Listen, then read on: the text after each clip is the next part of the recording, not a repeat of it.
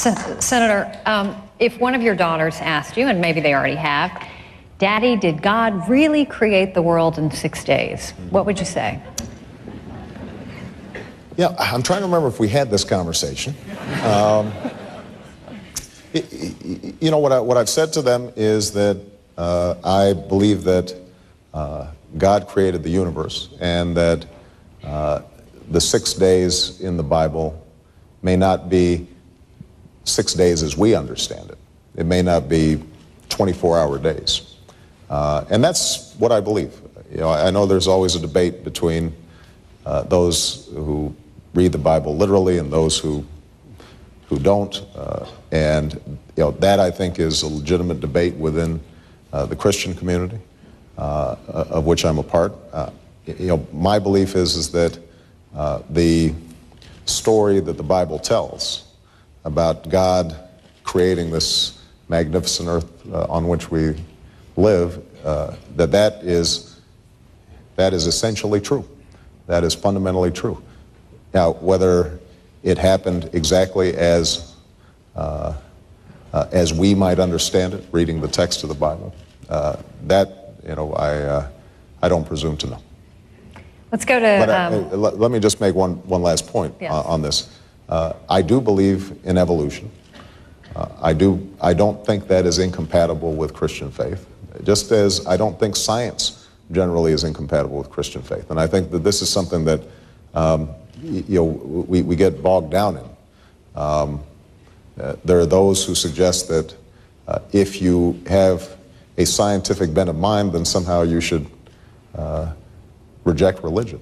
And I fundamentally disagree with that. In fact, the more I learn about the world, the more I know about science, the more I'm amazed about the mystery of this planet and this universe, and it strengthens my faith as opposed to weakens it.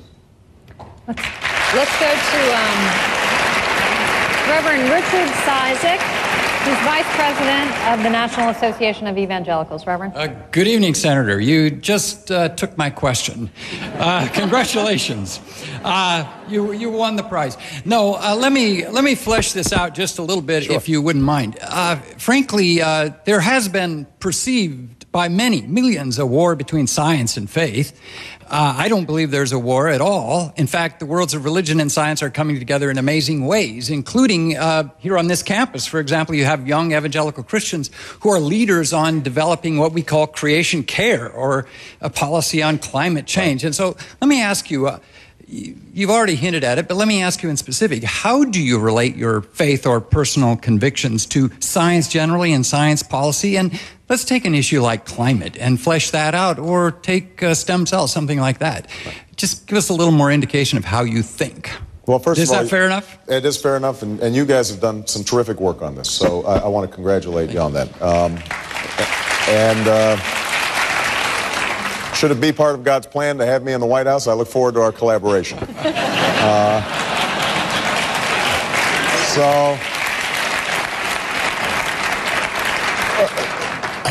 Look, one of the things I draw from the Genesis story is the importance of us being good stewards of the land, of this incredible gift. And you know, I think there have been times where we haven't been. And this is one of those times where we've got to take the warning seriously. I know that Al Gore was mentioned earlier. By the way, I have to say I think Al Gore won. And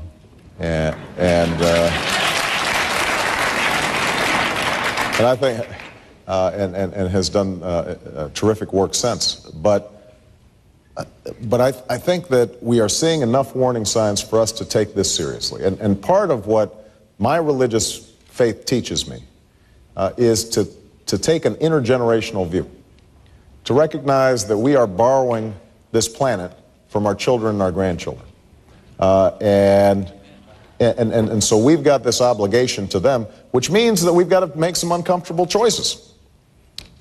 And you know, where I think potentially religious faith and the science of global warming converge is precisely because it's going to be hard to deal with.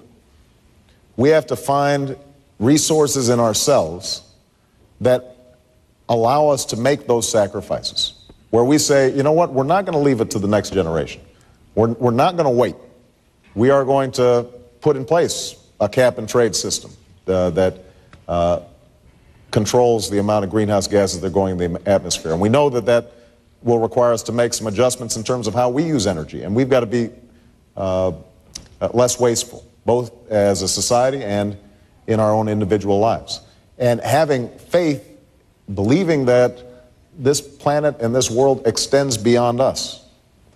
It's not just here for us, but it's here for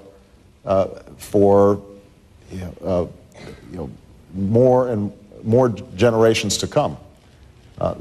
I think religion can actually bolster our desire to make those sacrifices now. And that's why, as president, I hope to be able to rally the entire world around the importance of us being good stewards of the land. All right, Senator Obama, we're going to take a quick break. Everybody stay with us. We'll be right back. When we come back, we'll ask Senator Obama what he would tell those Americans who say there's too much religion in government. That's right after this. Welcome back, everybody, to Messiah College in Branson, Pennsylvania. We are talking to the Democratic candidates about how the role of faith and compassion would play in their presidency, and Senator Barack Obama is with us now. John? Senator, you've spoken about how your former pastor in Chicago, the Reverend Jeremiah Wright, was critical in helping bring you to Christianity and is like part of your family. Could you tell us how he helped bring you closer to God? Well, I actually wrote about this in my second book, Audacity of Hope. You know, I had worked as an organizer on the South Side, as I mentioned, and it was tough work. You know, the community was in difficult straits, and I was bringing churches together to set up job training programs and after-school programs for youth and to try to bring economic development to the community. I had been raised in a non-religious home. My mother was the most spiritual person I know, but was mistrustful of organized religion, in part because of some of her experiences seeing segregation being compatible with organized religion. And so we went to church very infrequently. So as I'm doing this organizing, some of the pastors started saying, you know, you've got great ideas, Obama, but you know, if you were going to organize churches, it might help if you were going to church. And I thought, well, that's not an unreasonable position.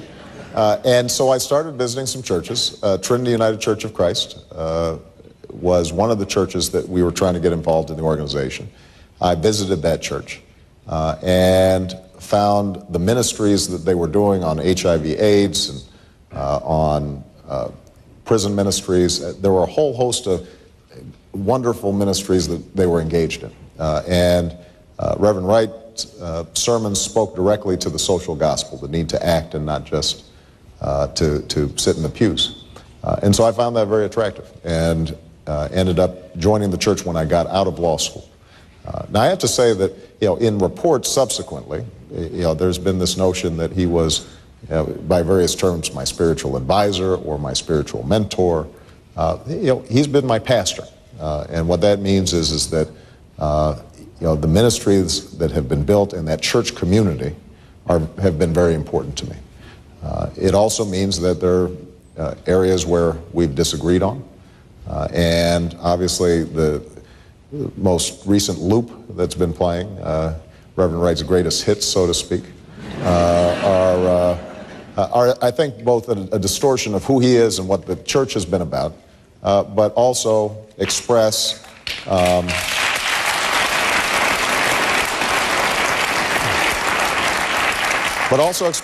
you know, some comments that I think are deeply offensive and are contrary to what I believe.